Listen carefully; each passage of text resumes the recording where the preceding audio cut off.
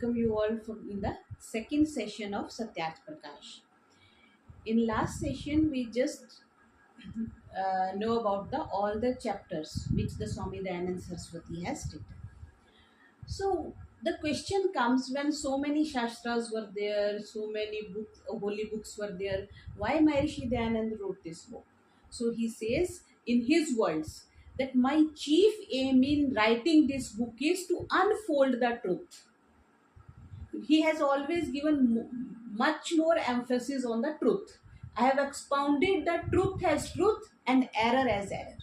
That is the most important thing, because the exposition of error in place of truth and of truth in place of error doesn't constitute the unfolding the truth.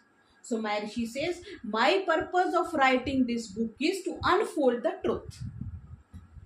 And one must know what is the true religion is. Hence is the bounden duty of truthful and learned men to unfold the right nature of truth and error before the society, before all the men, so that they should be free to judge what promotes their welfare and what is prejudicial to their interest, and to embrace what is true and reject what is false. So it's the duty of the truthful, learned, and what we say the religious people to set the unfolding of the truth in front of the society, because this will only increase the happiness of the people at large. Today we see so many videos come, do this small donation here, put something in the flush, put something in the fire, and you will get the money. So these type of the things still now existing. We all are educated, we have read the science, and we know the karma theory also. If we do the good, we will get the good. If we'll do the bad, we'll get the bad. Then so small things.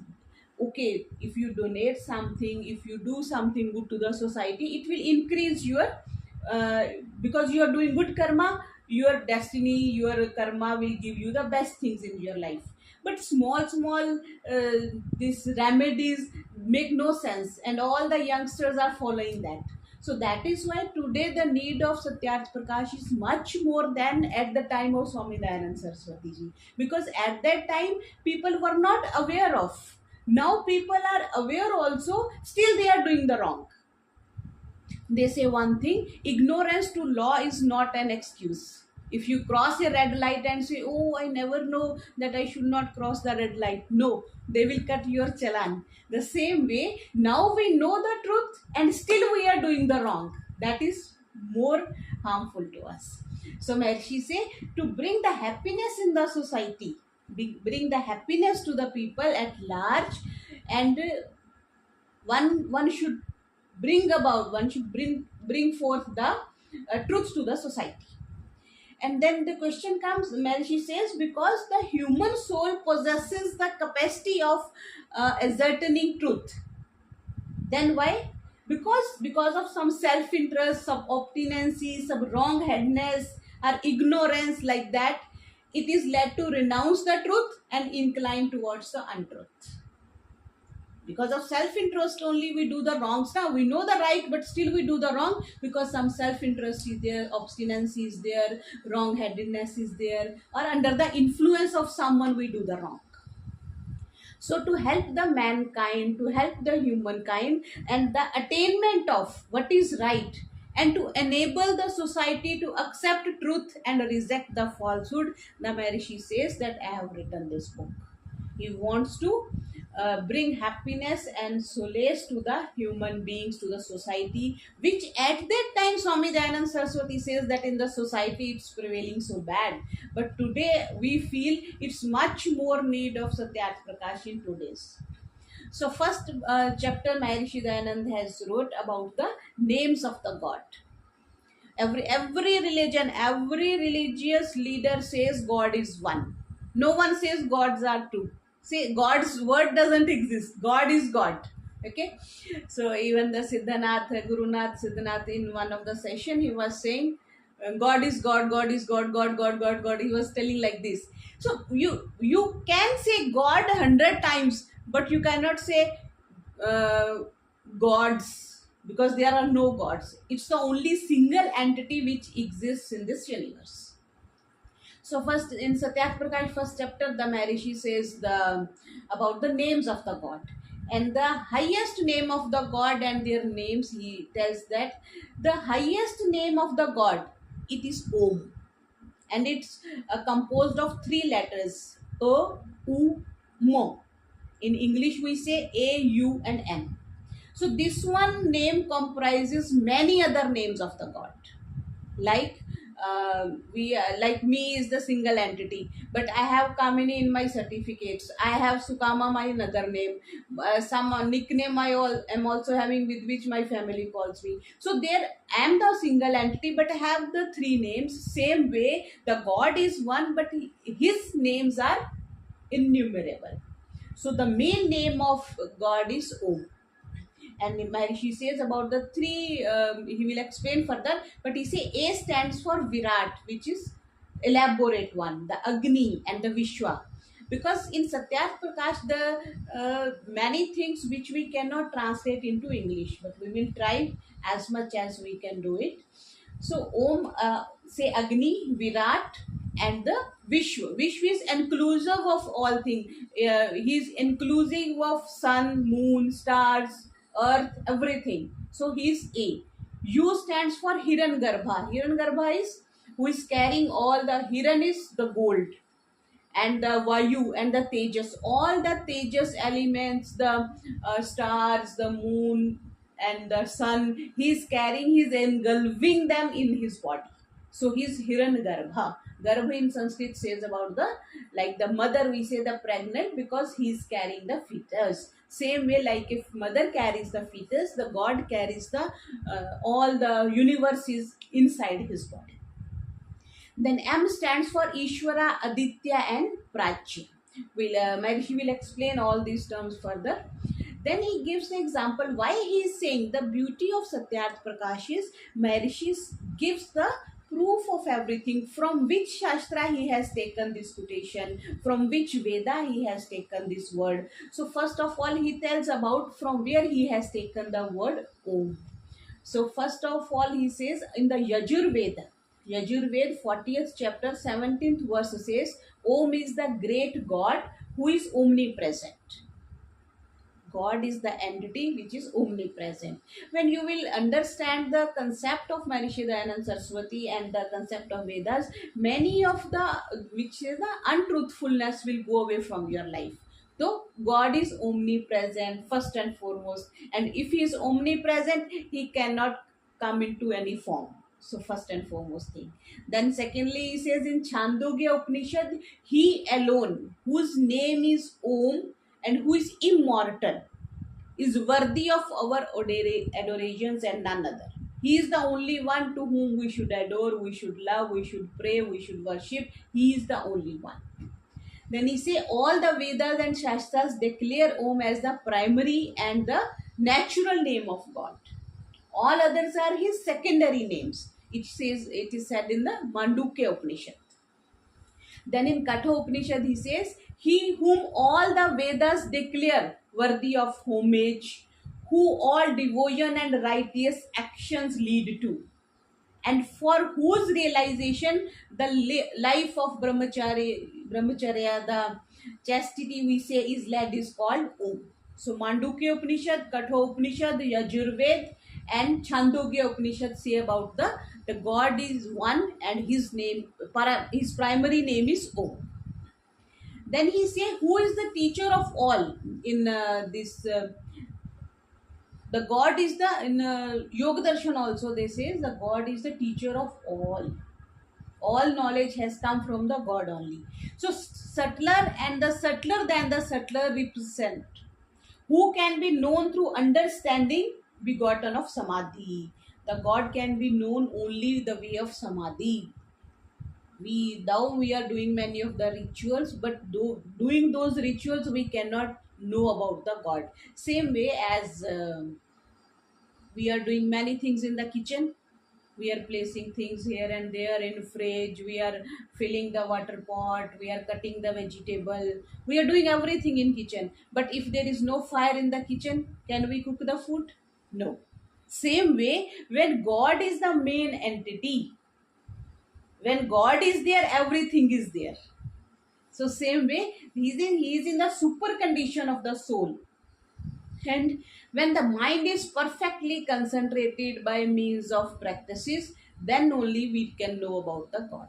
So all other rituals, all other things which we are practicing, we may not be able to know about the God.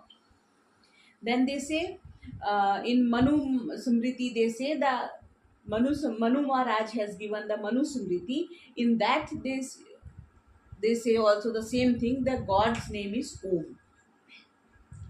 Next, Maharishi say Brahma. We also know Brahma is a very natural term, very normal term. Brahma is the creator of God, creator of the universe. I'm sorry, creator of the universe. And Vishnu is all pervading, Vyapak, he's everywhere. And Rudra is the punisher of the wicked one. So, who he causes to be? So, Shiva and Rudra is the same. But Shiva, the actual meaning of Shiva is blissful and benefactor of all. And Akshara is immortal, omnipresent. So these all come is in the Kaivalya Upanishad. Then in Rig Veda, Mandal first 22nd verse, what he say? He is the one. Rig Veda, we know, the first ancient book of our whole universe. Now science also has agreed to this point. So the thing, the Rig Veda says he is one. But the wise call him by different names. Like we call one person, like one person in the family, some say he's papa, some he say he's the son to someone, he's husband to someone, he's the boss to someone. Same way the person is one, but his functions are different. Same way someone calls him as beta, as son, someone calls as a father. Same way the God is one, but he has got different names as per his functions, as per his attributes. So Maharishi says his names like Indra, Varuna, Agni, Divya. So these are the name of the God. So it's depicted in the Rigveda. Then in Yajurveda says he is Bhumi. His name is Bhumi. Bhumi is the floor, Prithvi we can say. He is Indra, it's said in the Atharvaved. Then in Samved say, we bow unto thee, O Prana, who controls and governs the whole universe. Just as the vital forces in the body control and govern the whole physical system, same way the God governs the whole universe, and he manages the sunrises, sunsets, moon is there, everything he manages in the universe. Then he said, what is the significance of these terms? Why we say the Om? So one, Maharishi says the first is the Om is the Agni. So why we should pray to the Agni? Because Agni is things under discussion are mentioned. The Maharishi says that things are created, things are protected and sustained, and thus disintegrated. Three functions we say na, Brahma, Vishnu, Mahesh. Things are created, protected and sustained, and then these are disintegrated. Where such qualifying words are finite, visible are used, they cannot be taken to signify the God, because God is above all these things, above the universe. He cannot be created, he cannot be sustained, he cannot be disintegrated. So his name is Virat. He is Agni, because he is the above above all above from the material objects of the universe. Then he says that because he is called Virat, he was created Virat. So he created the whole universe. So he is said he is Virat. So Bhumi in Yajurveda. Then they say Supreme Spirit manifest Akshara. Akshara say which is never destroyed. There is no harm, no deficiency. You say you can. It's not used like we keep the ice nowadays. It's a summer days. We keep ice outside, and after some time we'll see there is no ice. All water is there. So same way, it's not Akshara. It is Kshara. Kshaya. Okay, so Akshara preceded Vayu, Agni from Vayu. It is said in the Taittiriya Upanishad. So these are the things, Agni and Gati. Gati, you know, it's the movement. Gati means to know, to move, or to realize. It connotes the God. because he is all knowledge, omniscient, and worthy of our adoration. So, fit subject to be known, sought after, and realized is the only one and one entity, which is God. Then, second says Vishwa. Vishwa is from which to reside. So, God, because all the world and the worldly objects dwell in Him, and He resides in all of them. So, He is Vishwa. Then he is a Hirangarbha, we already discussed, who is the source and support of all light and luminous bodies such as sun. So this is also substantiated by the Yajurveda, Hirangarbha. Then comes the Vayu. Vayu means the one who is the life. Without Vayu, without the air, air is different, Vayu is different. Air is the, in the physical sense we say the air. Some people live with oxygen also in hospitals. Then we cannot say air is equal to oxygen. No, air is mix up of oxygen and other gases also. But when we give to the patient in the hospital, we give oxygen. We don't get cylinder fills in the air. We get cylinder fill in the oxygen. So same way, the Lord, God, for the God they say, because He is the life and support of the universe, the cause of its dissolution, mightier than the mightiest, is the God. Then they say Tejasa, who is the resplendent and give lights to the sun and other luminous body. See how glorious, how resplendent will be the God. He is giving the light to the sun to sunshine. Okay. Then come they say Ishvara, whose knowledge and powers are infinite. Everything which a person is carrying is finite. For how long we will reside in this world?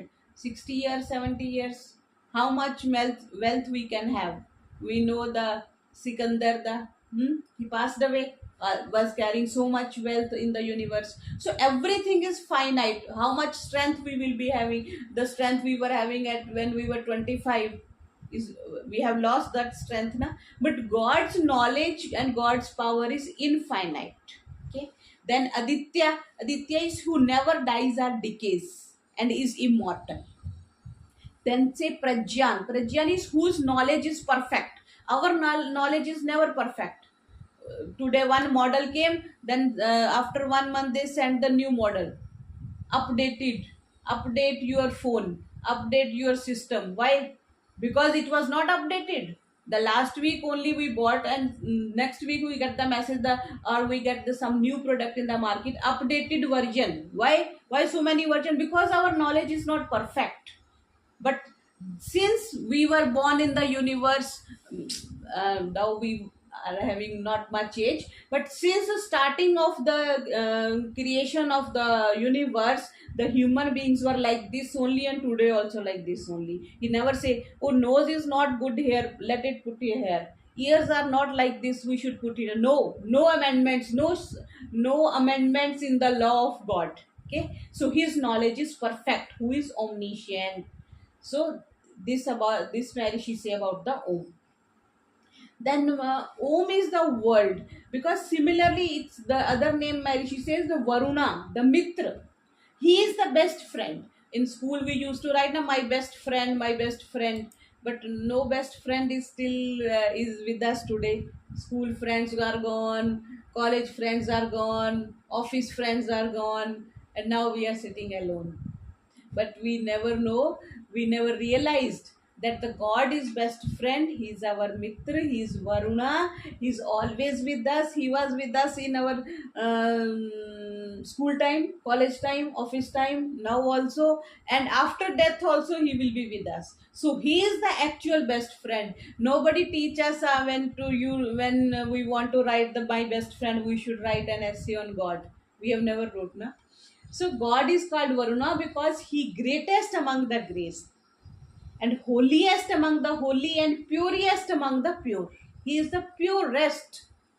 So there is no one equal to Him, we can say. And nor shall anyone ever be.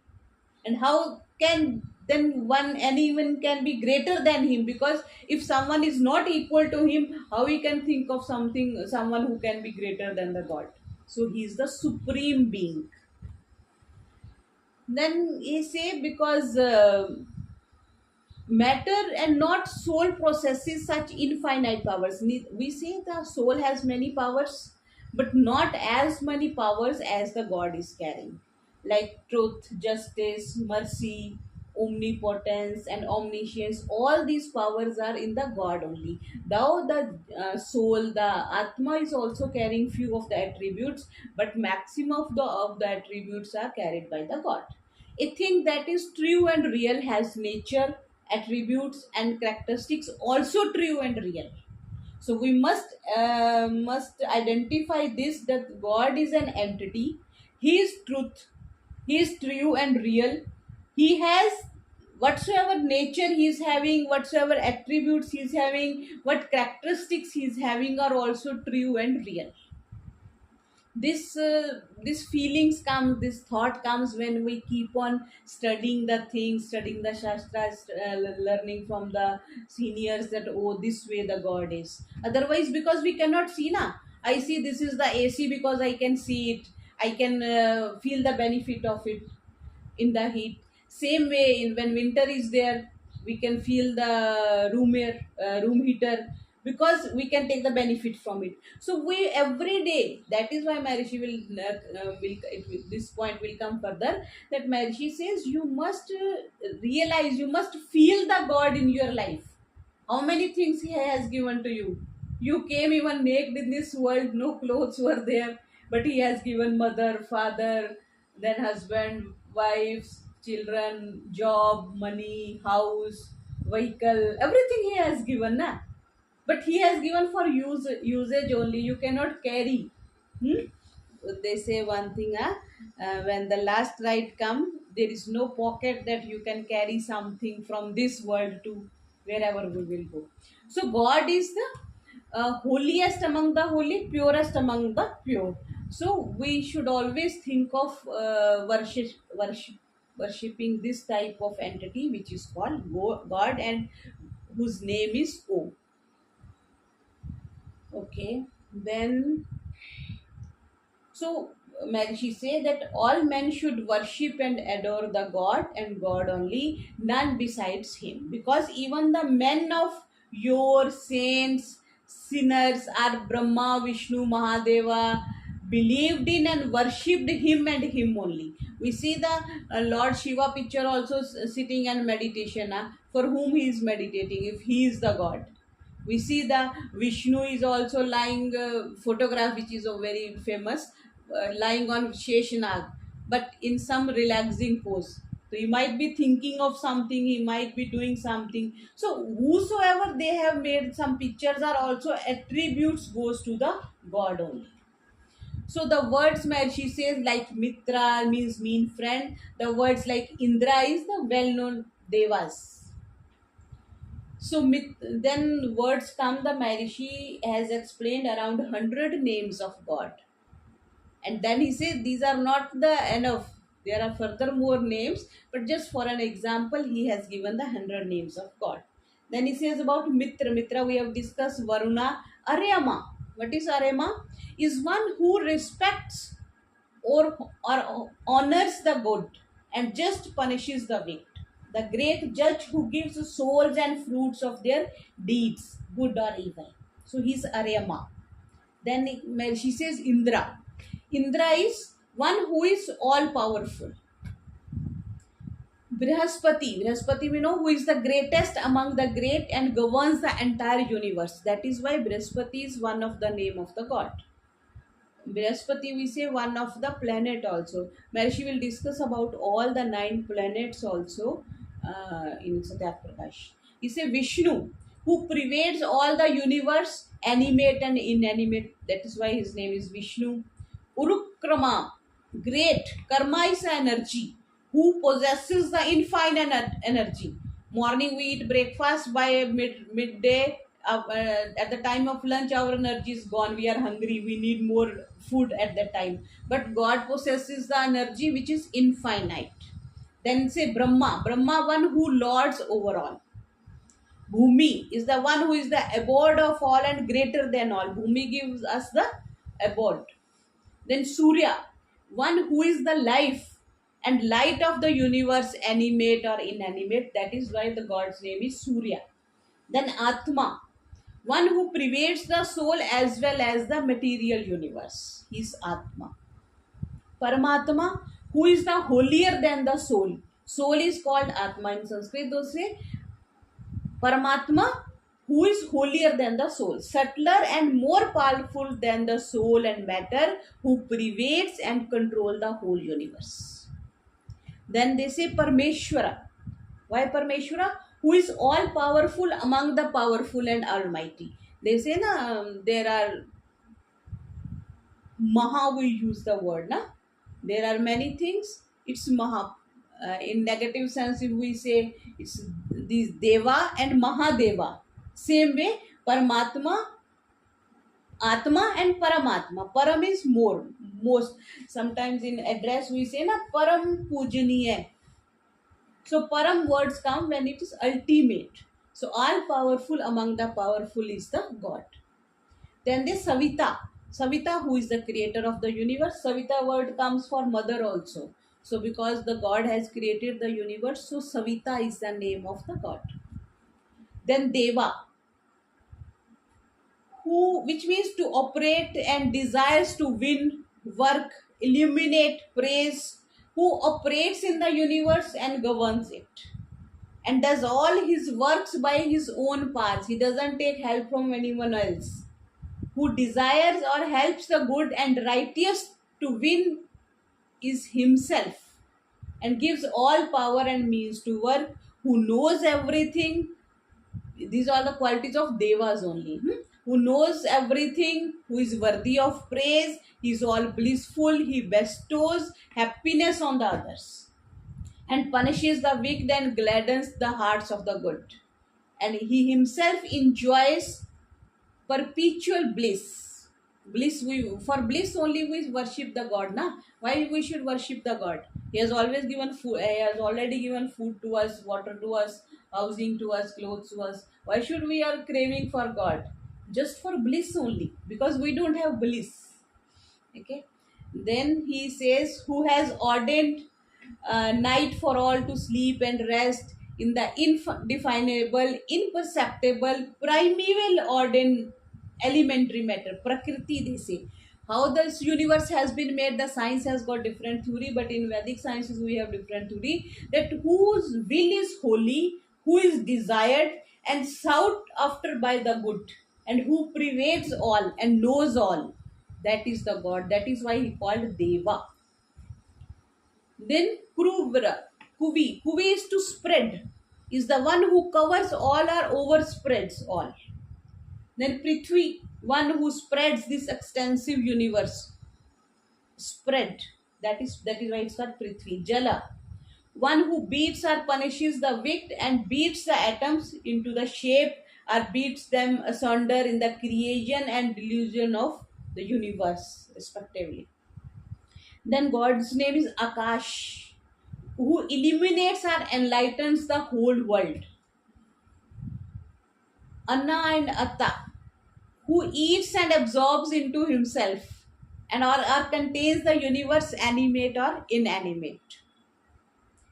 And he grubs are born inside of a fruit of a fig tree, live and die in the same. So is the universe born, lives and perishes in God. It comes in the Taittiriya Upanishad. Anna Atta, Swadu Atti, that word comes. Then Vasu, the one who dwells in all the things and abode of all. That is why God is called Vasu. Rudra, who makes the wicked and the unjust shed tears. It is said in the Shatpat Brahman, whatever a man thinks, he speaks. Whatever he speaks, the same he acts. Whatever he acts, he reaps. In other words, a man reaps whatever he sows. When the wicked suffer pain in consequence of their sins at the hand of divine justice, they wail and weep. He is therefore called Rudra. Then Narayana we know, signifies God because he is the abode of souls and pervades them. Chandra, who is all bliss and gives pleasure and happiness to others. That is why Chandra, when we see the moon in the night, we feel happiness and pleasure. That is why the name of God is Chandra also. Mangala, who is all blissful and shower bliss on the soul. These all the names of the planet Maharishi is telling that these names are of the God only functions are different. Because of different functions, they you one might not think of that this is some different entity. So Buddha, one who is all knowledge and endows souls with the knowledge. Shukra is same. Then Sharichra, who reaches or gains access to all with ease and possesses the great fortitude. That is why God is called Shanichara. Then Rahu is the one who is one without admixture of anything else, who rejects the wicked and frees others from the hands of the wicked. That is why God is called Rahu. Then Ketu, who is the abode of the universe and free from death and disease. Ketu. He frees the emancipated souls from disease and suffering during the period of salvation. Then Yajna. Yajna is also name of the God, is one who combines the different elements together, evolves this world and its objects out of them, who is worthy of being worshipped by all the sages and seers from Brahma downwards and will always be. He is the omnipresent God. Yajna is the omnipresent God, says the Shatpat Brahman. Then Hota. Hota is one who gives all that is worth giving to souls and takes from them what is worth taking. That is, God is called Hota. Bandhu. Bandhu is one who keeps all the words bound by the laws of himself and helps to keep them in order so they cannot move out of their orbit or the laws of their constitution. Nobody can go out of the constitution of Lord. So he is like a brother unto all the world and supports, protects and gives happiness to all. That is why God is called Bandhu. Then Pita, who protects all just as a father through paternal love, all kind and kindness, always desires the good of his children. Even so does God is the father of the all, because he desires happiness for all. Then is Pitama, the father of fathers. We say Bhisham Pitama, na? Same way Pitama. Then Parpitama, the great grandfather. Mata, God is named as Mata, mother, because he has happiness and prosperity of all the souls at heart, just as an earthy mother, out of extreme love and kindness, and desires happiness and prosperity of her offspring. Then he is the Acharya. Acharya also, God is called so because he is the source of all true knowledge and righteousness. It is through him we receive knowledge and live virtuous lives. Then Guru, the teacher of all the true knowledge and learning, who revealed the world of salvation in the beginning of the world. The teacher of Eve, all the early teachers such as Agni, Vayu, Aditya, Angira and Brahma. So he is immortal and says Yoga Shastra. He is the teacher of even the most ancient teachers and he is immortal. Time cannot influence him, is told in the Yoga Shastra Samadhipat 26. And 50th name of the God Maharishi says Aja. To combine, join or manifest or evolve is the one who combines the elements and atoms properly and evolves the world out of them, unites bodies with souls and bring them into the world, which is called their birth. He is himself never born, so his name is Aja. So today we have seen the 50 names, and in next class we'll say the next more 50 names of the God.